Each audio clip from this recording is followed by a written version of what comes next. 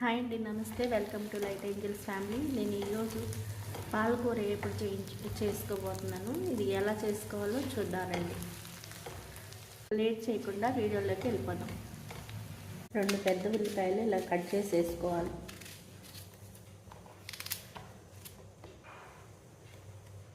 పెద్ద ముక్కలుగా కట్ చేసి వేసుకోవాలి.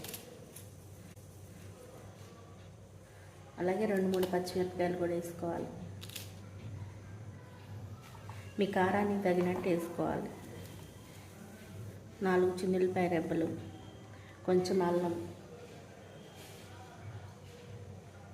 కొంచెం జీలకర్ర,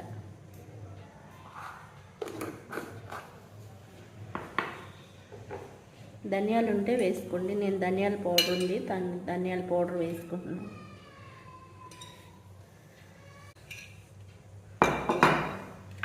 మూత పెట్టుకొని గ్రైండ్ చేసుకోవాలి.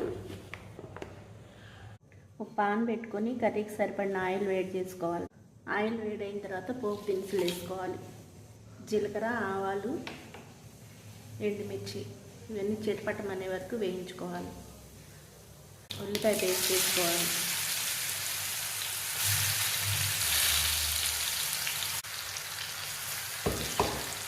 ఇది బాగా కలుపుకోవాలి. మూత తీసి మధ్య మధ్యలో ఇలా కలుపుకోవాలి.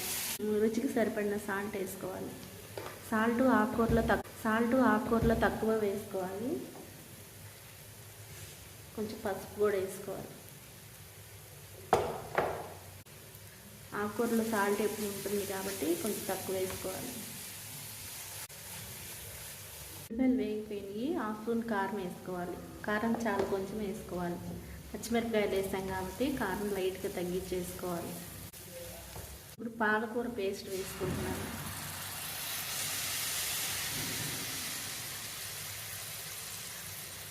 పాలకూర తరిగి వేస్తే మా ఇంట్లో తినరు కాబట్టి పేస్ట్ వేసి వేసుకుంటున్నాను. మీకు కావాలంటే సన్నగా తరుక్కొని వేసుకోవచ్చు. మూత పెట్టకుండా బాగా ఫ్రై చేసుకోవాలి. ఇది ఫైనల్గా కొత్తిమీర వేసుకోవాలి. ఈ కొత్తిమీర వేయటం వల్ల ఫ్లేవర్ చాలా బాగుంటుంది. అంతే అండి, మనకి ఎంతో ఇష్టమైన పాలకూర ఇగురు భలే రెడీ అయిపోయింది. చూడటానికి మెత్తగా ఉన్నా చాలా టేస్టీగా ఉంటుంది. తొక్కులు ఏరేయటానికి కానీ ఏమి ఉండదు. దీంట్లో అల్లం, వెల్లుల్లి ఇవన్నీ వేసుకుంటాం, భలే టేస్ట్గా ఉంటుంది.